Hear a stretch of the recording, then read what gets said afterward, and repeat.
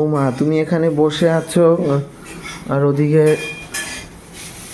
মা দেখি রান্না করছে। বাবা, কেন আমি রান্না করতে পারি না নাকি? তুমি বসে আছো, তুমি বসে আছো, মা রান্না করছে। আমি সব জোগাড় করছি, আমি করছি, আমি বসাই, উনি আমার বাইর করে দিল যে আমি রান্না করুম, তুমি সরো।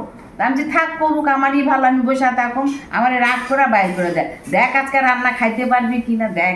বাবা, তোমার এই রান্নাঘর থেকে বের করে দিল? হ্যাঁ হ্যাঁ, দেখ সরো, আমি করতেছি, করো। আমিও আইসা বলছি, আমার কইছে, আমি একদম আইসা চুপচাপ এখানে চোখ বুঝা রয়েছি, কি করবো। বাবা, এরকম তো কোনোদিনও দেখি না যে তুমি রান্না করো না, মা করছে। দেখ আগে যা রান্না করছে খাইতে পারবি কিনা আগে দেখ। চুনো মাছ ঠাস। কি গো মা?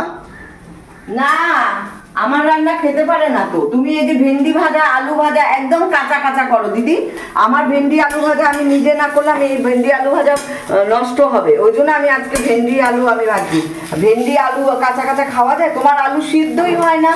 আমি এই জন্য আজকে না, আজকে আমি রুটি দিয়ে খাওয়ার আলু ভেন্ডি ভাজাটা আমি ভাজবো, আমিই রান্না করবো, ঠিক আছে? এই যে আজকে আমি চুনো মাছ করবো, এই যে কি মাছ বলে এটাকে, কাচকির গুঁড়া। দেখো বন্ধুরা, এই যে আজকে আমি চুনো মাছ করব, তার জন্য এই যে এখানে দেখো টমেটো বেগুন সব কেটে নিয়েছি।